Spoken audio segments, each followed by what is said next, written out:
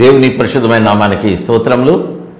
దేవుని సన్నిధిలో కర్మేలగ్ని అనేటువంటి మా ఈ కార్యక్రమాన్ని వీక్షించడానికి ఆయన పాదముల చెంత చేరి వచ్చినటువంటి మీ అందరికి కూడా ప్రభు నామమున వందనాలు తెలియజేస్తూ ఉన్నాం. మిమ్మల్ని అందరినీ కూడా ప్రేమపూర్వకంగా ఈ కార్యక్రమానికి ఆహ్వానిస్తూ ఉన్నాం.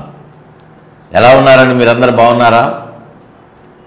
బాగా ప్రార్థనలు అనుదినం గడుపుతూ ఉన్నారా?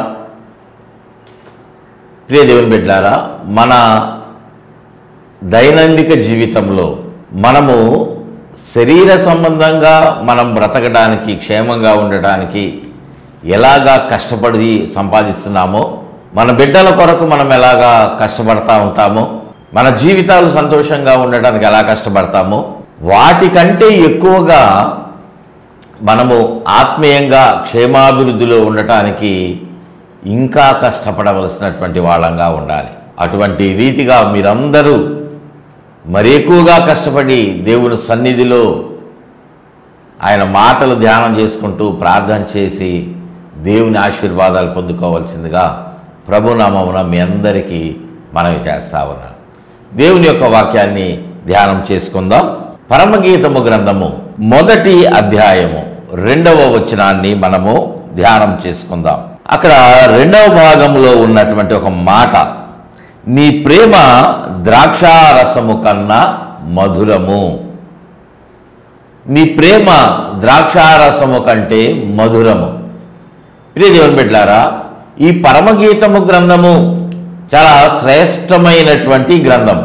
చాలామందికి ఇది చదువుతుంటే అర్థం కాక కేవలము అక్షర భావముతో చూస్తూ చదువుతూ ఉన్నారు. అందుకే దానిని చదివినటువంటి వారు పరిశుద్ధ గ్రంథం అనేటువంటి పేరు బైబిల్కు పెట్టారు.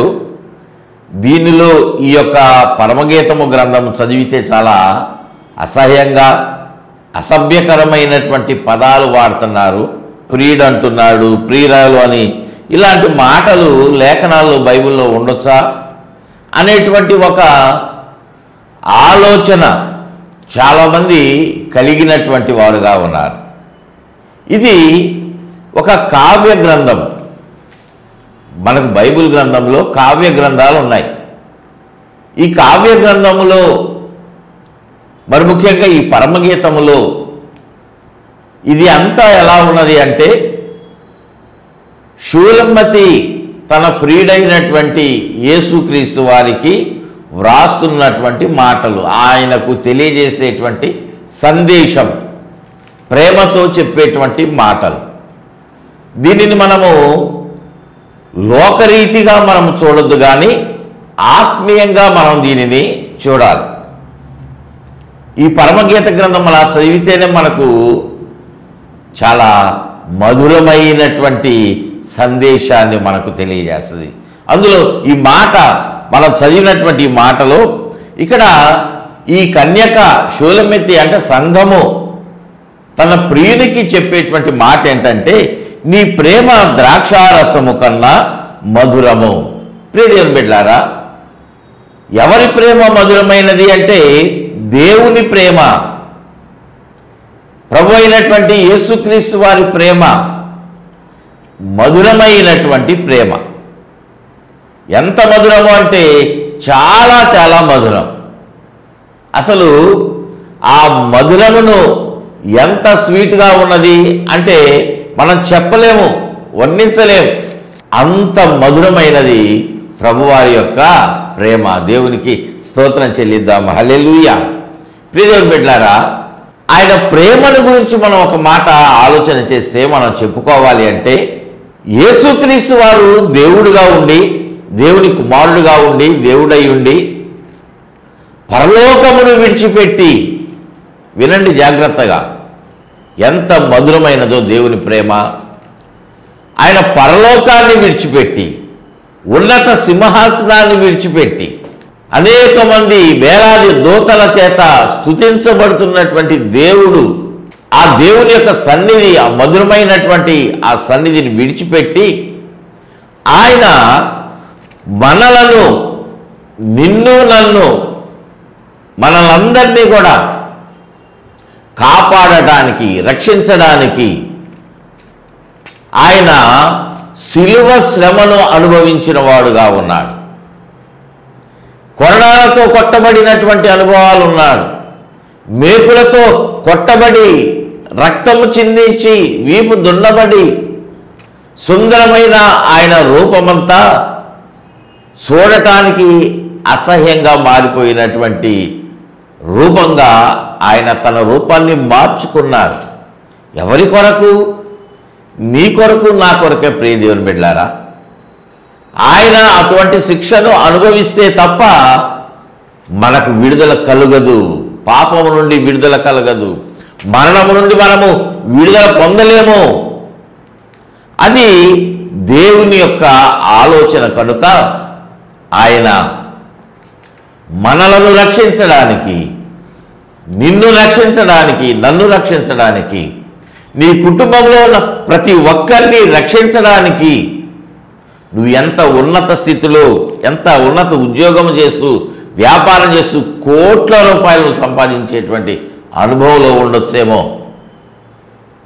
నువ్వు ఎలా ఉన్నా ఆయన నీ కొరకు ప్రాణం పెట్టాడనేటువంటి సంగతి నువ్వు మర్చిపోవద్దు. ఆ ప్రాణం పెట్టడంలో ఆయన ప్రేమ ఉన్నది. దేవునికి స్తోత్రం చెల్లిద్దామండి. హల్లెలూయా. ఎవరు పెడతారు నీ కొరకు ప్రాణం? నా కొరకు ప్రాణాన్ని ఎవరు పెడతారు అంటారు? నీ కొరకు నా ప్రాణం ఇస్తా అంటారు. నీ కొరకు నా ప్రాణం ఇస్తాను, ప్రాణ స్నేహితులని చెప్తారు మాటలే, కానీ వాస్తవ రూపంలోకి అవి రావండి. అవి రావు. మన కొరకు గాయాలు పొంది వీపు దున్నబడి భయంకరంగా ఆయన శిక్షణ అనుభవించినటువంటి ప్రేమ నా యేసయ్య ప్రేమ. దేవునికి స్తోత్రం చెల్లిద్దాం. హల్లెలూయా. దేవుని యొక్క ప్రేమ మధురమైనటువంటిది. ఆత్మీయముగా అది మధురమైనటువంటి ప్రేమ.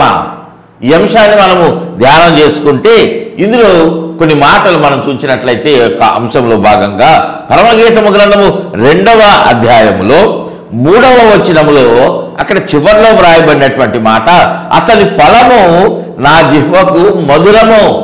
ఇక్కడ వ్రాస్తున్నటువంటి మాట, అడవి వృక్షములలో జల్దరు వృక్షము ఎలా ఉన్నదో అట్లానే నా యొక్క నాలుకకు, నా నోటికి, నాకు దేవుని యొక్క ఫలము మధురమైనది. దేవునికి స్తోత్రం చెల్లిద్దాం. హల్లెలూయా. ఆ ఫలము ఎలాంటిది? మనము సంపాదించుకోవచ్చా? మార్కెట్కి వెళ్తే ఆ ఫలం మనకు లభిస్తుందా? ఈ లోకంలో అనేక రకముల ఫలములు మనకు లభించవచ్చేమో, కానీ మనము పొందుకోవలసినటువంటి ఒక ఫలం అనేటువంటిది ఉన్నది. దేవుడు మనకి ఇచ్చేటువంటి ఒక ఫలం ఉన్నది. ఆ ఫలమును మనము ఎన్నడూ కూడా మనము పొందుకోలేనటువంటిదిగా ఉన్నది. దేవునికి స్తోత్రం చెల్లిద్దాము. హల్లెలూయా. మనము ఈ లోకరీతిగా మనంతట మనము కొనుక్కొని సంపాదించుకోలేము. ఏంటి ఆ ఫలము అంటే, గలతీయులకు రాసినటువంటి పత్రికలో 5వ అధ్యాయము 22వ వచనములో, అయితే ఆత్మ ఫలము ఏమనగా, ఆత్మ ఫలము ఏమనగా అని అక్కడ కొన్నింటిని వ్రాస్తా ఉన్నాడు. ప్రేమ, సంతోషము, సమాధానము, దీర్ఘశాంతము, దయాళుత్వము, మంచితనము, విశ్వాసము, సాత్వికము, ఆశా నిగ్రహము. 9. ఇక ఉండటానికి 9 ఉన్నాయి, కానీ అవి 9 ఫలములు కాదు. చాలామంది ఇక్కడ పొరపాటు పడతా ఉంటారు. వాక్యమును మనం జాగ్రత్తగా చదివితే అక్కడ అంటున్నాడు 22వ వచనం ప్రారంభంలో, అయితే ఆత్మ ఫలము ఏమనగా, ఆత్మ ఫలములు ఏమనగా అలా. చాలామంది బోధకులు కూడా ఫలములు ఏమనగా, ఆత్మ ఫలములు ఏంటి చెప్పండి అంటా ఉంటారు. ఫలములు కాదు, ఆత్మ ఫలము. ఆ ఫలములో ఉన్నటువంటి 9 తొనలు. ఒక బత్తాయిలు, నారింజ కాయలో మనకు తొనలు కనిపిస్తూ ఉంటాయి. 9 భాగాలలాగా ఉన్నటువంటి ఫలము ఈ యొక్క ఆత్మ ఫలం. వీటిలో మనకు ప్రాముఖ్యంగా మనం సంపాదించుకోవాల్సినటువంటివి ఉన్నాయి. ప్రేమ, సంతోషము, సమాధానము, సాత్వికము, ఇవన్నీ మనం చదువుకున్నాం కదా. అవి మనము కలిగి ఉండాలి. అవి మనము సంపాదించుకోవటానికి ప్రయాసపడాలి. ఈ లోకరీతిగా మనము ఎన్నో ఫలములు మనం పొందుకోవచ్చు. మంచి మంచి బట్టలు వేసుకోవచ్చు, మంచి ఆహారం తినవచ్చు, మంచి ఇల్లు కట్టుకోవచ్చు, మంచి వ్యాపారము, మంచి సదుపాయాలతో ఉన్నటువంటి ఇల్లు, బయటికి వెళ్ళాలంటే ప్రయాణ సాధనాలు, ఇలాంటివి ఎన్నో క్షేమంగా ఉండొచ్చు. కానీ మన ఆత్మీయ జీవితంలో ఫలము మనము ఉండాలి. అతని ఫలము నా జిహ్వకు మధురము. మనము ఆత్మ ఫలమును మనము సంపాదించుకుంటే అది చాలా మధురమైనది. దేవునికి స్తోత్రం చెల్లిద్దాం. హల్లెలూయా. ప్రియ దేవుని బిడ్డలారా, ఈ ఆత్మ ఫలములో నీవు ఎన్ని కలిగి ఉన్నావు ఆలోచించండి. ప్రేమ కలిగి ఉన్నావా? గడిచినటువంటి చాలా కాలం క్రితము ఆత్మఫలం అనేటువంటి సందేశం నేను చెప్పాను. యూట్యూబ్లో చూడండి, కర్మేలగ్ని అనేటువంటి ఆ యొక్క యూట్యూబ్ ఛానల్ సబ్స్క్రైబ్ చేసుకోండి. అందులో మీరు సెర్చ్ చేస్తే ఈ ఆత్మఫలము అనేటువంటి అంశము లభిస్తుంది. ప్రియమైన బిడ్డలారా, ఈ ఆత్మఫలము ఇందులో ఉన్నటువంటి వీటిని మనం సంపాదించుకుంటే మనం ఆత్మఫలాన్ని పొందుకున్నట్టు. ప్రియ దేవుని బిడ్డలారా, ఈ ఫలము మనము సంపాదించుకోవాలి. మరొక మాట మనం చూసినట్లయితే ఈ యొక్క మధురమైనటువంటి ఆత్మీయ సంబంధమైనటువంటి ఆత్మ సంబంధమైనటువంటి ఫలములలో మరొక అంశాన్ని మనం చూస్తే పరమగీతము గ్రంథము 2వ అధ్యాయములో 14వ వచనాన్ని చదువుతున్నాను.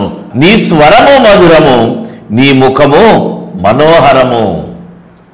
నీ స్వరము మధురము, మధురమైనటువంటి స్వరము నా యేసయ్య స్వరము. మధురమైనటువంటి స్వరమును ఆయన బిడ్డగా ఉన్నటువంటి నీవు కూడా కలిగి ఉండాలి. పౌలు అన్నాడు కదా, నేను క్రీస్తుని పోలి నడుచుకున్నటువంటి ప్రకారముగా మీరు నన్ను పోలి నడుచుకోనండి. పౌలు నడుచుకున్నాడు. ప్రభువుని బట్టి పౌలు ఎలాగ నడుచుకున్నాడో మనం కూడా నడుచుకోవాలి. ఆయన బిడ్డలుగా ఉన్నటువంటి మనమందరము కూడా ఆయన వలె మనం మార్చబడాలి. ఆయన ముఖరూపంలోనికి మారాలి. ఆయన లక్షణాలను మనము కలిగి ఉండాలి. ఆయన గుణగణాలను మనము కలిగి ఉండాలి. మనం కలిగి ఉండాలి. సామెతల గ్రంథము 27వ అధ్యాయంలో 9వ వచనంలో ఒక మాట జ్ఞాని అయినటువంటి సొలొమోను మాట్లాడుతూ అంటా ఉన్నాడు. ఏమంటా ఉన్నాడంటే, చిలికాని హృదయములో నుండి వచ్చు మధురమైన మాటలు హృదయమును సంతోషపరచును. చిలికాని హృదయములో నుండి, స్నేహితుని హృదయములో నుండి, ప్రియుని హృదయములో నుండి వచ్చేటువంటి మాటలు ఎలా ఉంటాయంటే మధురంగా ఉంటాయంట. దేవునికి స్తోత్రం చెల్లిద్దామండి. హల్లెలూయా. ప్రభువు ఎలా ఉన్నారు అంటే ఆయన మనకు స్నేహితుడుగా ఉన్నాడు, నిజ స్నేహితుడుగా ఉన్నాడు. ఆయన మనకు చిలికానిగా ఉన్నాడు కదా. అటువంటి ఆయన మాటలు మనకు ఎలా ఉంటాయి అంటే చాలా చాలా మధురంగా ఉంటాయి. మనం చూస్తూ ఉన్నాం, ఇద్దరు స్నేహితులు, నలుగురు స్నేహితులు కూర్చొని మాట్లాడుకుంటూ ఉంటే సమయం తెలియదు వాళ్ళకి. విస్తారంగా మాట్లాడుకుంటానే ఉంటారు. ఒక గంట, గంటన్నర, 2 గంటలు అయిన తర్వాత టైం చూసి, అరే అప్పుడే 2 గంటలు అయిపోయింది, అసలు టైమే తెలియదురా, టైమే తెలియకుండా అయిపోయింది కదా అని అన్నటువంటి సందర్భం లేదా? ఉన్నది. మనం చూస్తూ ఉన్నాం. ఇలాంటి అనుభవాలను మనం అనుభవిస్తూ ఉన్నాం. ఈ లోకరీతిగా ఉన్నటువంటి ప్రేమికులు వాళ్ళు ఎంత సమయం గడుపుతూ ఉంటారో పార్కుల్లో, హోటల్స్లో, పబ్బుల్లో, క్లబ్బుల్లో ఉన్నారు కదా. ఇలాగా గడిపేటువంటి వాళ్ళు మెట్రోపాలిటన్ సిటీస్లో ఉన్నటువంటి సాఫ్ట్వేర్ ఎంప్లాయీస్ అందరూ కూడా శని ఆదివారాలు వాళ్ళు వాళ్ళ దగ్గర ఉన్నటువంటి డబ్బును బట్టి వాళ్ళు వెళ్ళి టైం అక్కడ స్పెండ్ చేస్తూ ఉన్నారు. అది మాకు చాలా మెమరబుల్ టైం అండి, చాలా మధురమైన టైం అండి, అది మాకు చాలా స్వీట్ అండి అది అని మాట్లాడుతూ ఉంటారు. ఎందుకు? వాళ్ళకి టైం తెలియట్లా. లోకరీతికి అట్లా అయిపోయారు. మరి దేవునితో గడిపితే ఆ సమయం ఎలా ఉంటుంది? ఆయనను నీ ప్రాణ స్నేహితుడుగా ఉన్నటువంటి ప్రభువారు ఆయన మాటలతో చెప్పడం కాదు, నీ కొరకు ప్రాణం పెట్టినటువంటి వాడు, గాయాలు పొంది ప్రాణం పెట్టినటువంటి ప్రభువారి యొక్క ప్రేమ, ఆయన మాటలు, ఆయన స్వరము ఎలా ఉంటుంది? చాలా మధురంగా ఉంటుంది. దేవునికి స్తోత్రం చెల్లిద్దామండి. హల్లెలూయా. అటువంటి మధురమైనటువంటిది ప్రభువారి యొక్క స్వరము, ఆయన మాటలు. అటువంటి సన్నిధిని మనము కలిగి ఉంటున్నామా ప్రియ దేవుని బిడ్డలారా? ఆత్మీయంగా నీవు మధురమైనటువంటి అనుభవాలలో ఉండాలి అనేది దేవుని ఉద్దేశము. నీ జీవితము తీయగా ఉండాలి, చేదుగా ఉండకూడదు. మధురమైనటువంటి అనుభవంలో ఉండాలి, నీ జీవితం మధురంగా ఉండాలి. కాబట్టి ఆయన మారా వంటి జీవితాన్ని నీకు మధురంగా మారుస్తా ఉన్నాడు. దేవునికి మహిమ కలుగునుగాక. హల్లెలూయా. మారాను మధురముగా చేసేటువంటి దేవుడు ఆయన. మీరు అనుకోవచ్చు, నా జీవితం అంతా చాలా కష్టాలండి, అంతా చేదే, డబ్బులు సంపాదిస్తూ ఉన్నాం, కానీ కుటుంబంలో శాంతి లేదు. లేరా ఈ మాటలు వింటున్నటువంటి వారిలో కొంతమంది ఈ అనుభవాన్ని ఉన్నారు కదా. భర్త ఉదయం వెళితే ఎప్పుడు వస్తారో తెలియదు, ఎక్కడ ఉంటున్నారో తెలియదు, తన విలాసాలకు తన జీవితాన్ని సమర్పించుకుంటా ఉన్నారు. రహస్యంగా ఎన్నో పాపాలు చేస్తూ ఉన్నారు. ప్రియ దేవుని బిడ్డలారా, ప్రియ సహోదరి, సంతోషం ఉన్నదా నీకు? నీ జీవితం మధురంగా ఉందా? నీకు లక్షలు ఇస్తా ఉన్నాను అని భర్త అంటే నీకు అది తీయగా ఉంటాయా ఆయన మాటలు?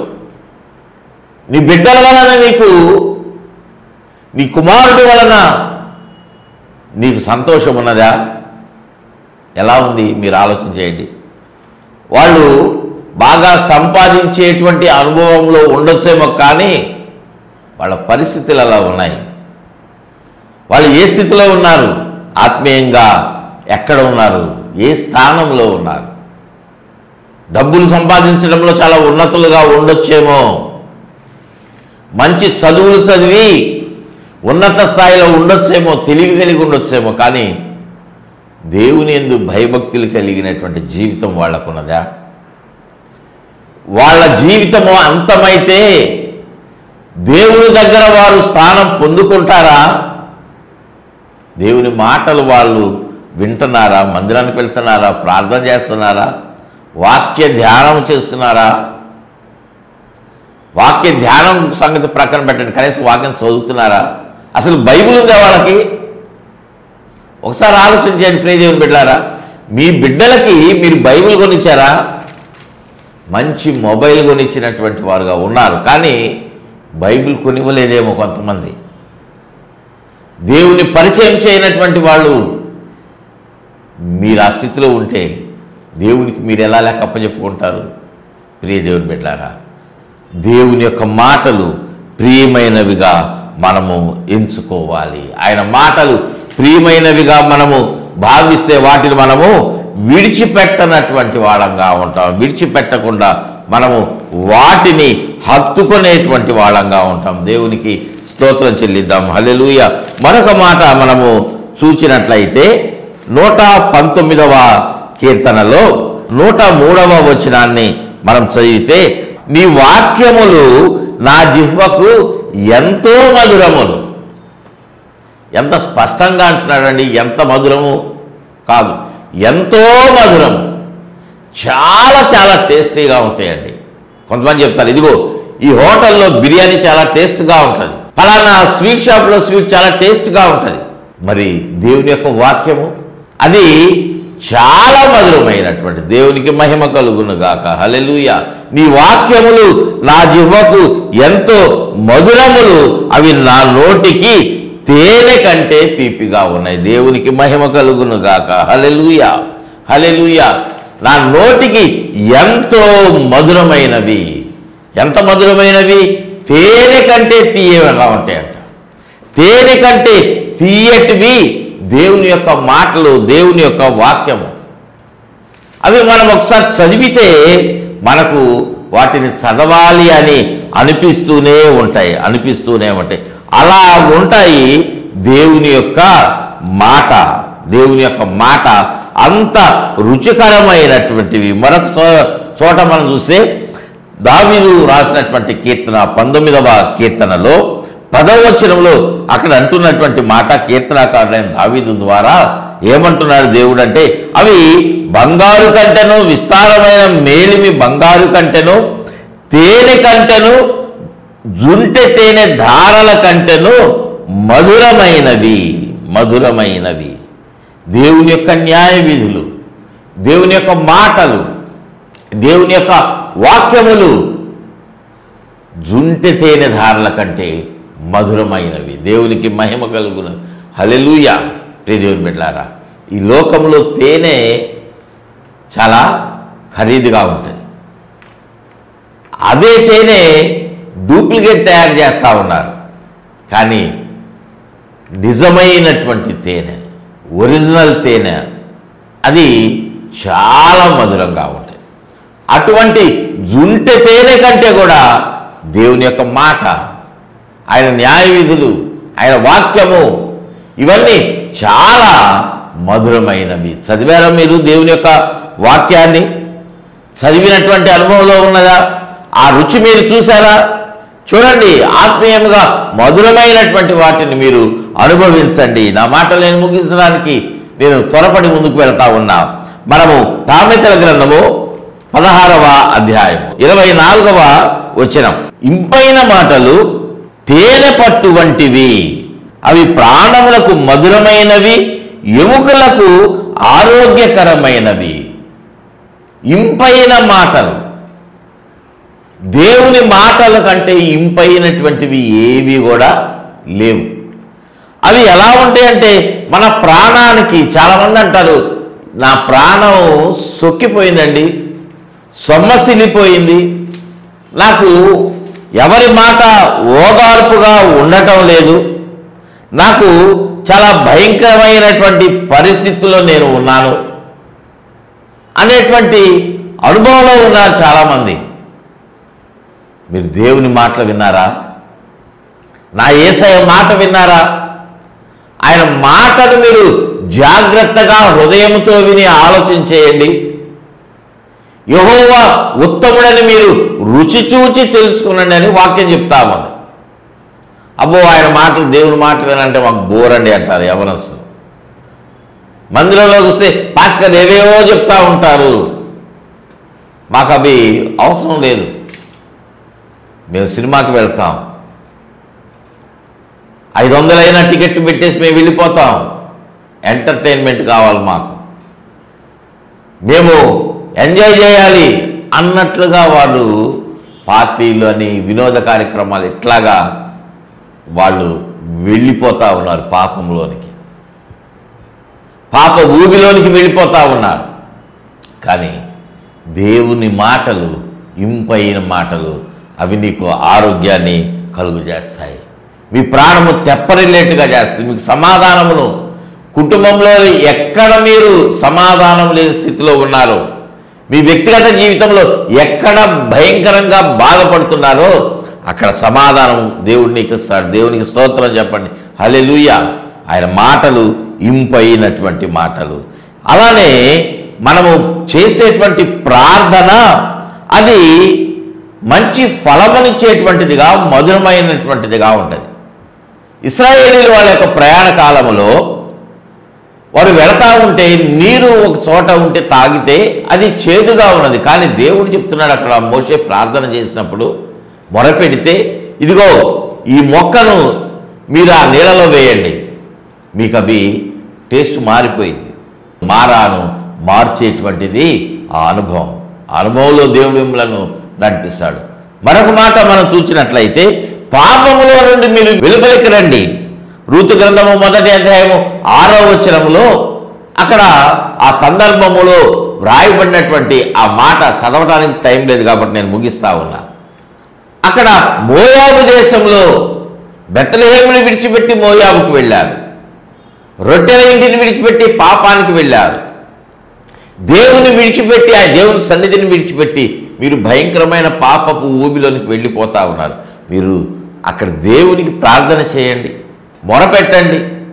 నా జీవితము మోయాబులోనికి వెళ్ళిపోయింది నాయన, నాకు విడుదల దయచేయని ప్రార్థన చేస్తే ఆయన ఆత్మీయంగా మధురమైన జీవితాన్ని ఇవ్వటానికి సిద్ధంగా ఉన్నాడు గనక అటువంటి కృప మీకు అన్ని విషయాలలో, ఏ పరిస్థితులను బట్టి మీరు బాధపడుతున్నారో నాకు తెలియదు, కానీ ప్రతి పరిస్థితిని మీ జీవితంలో మధురమైనదిగా దేవుడు చేయునుగాక.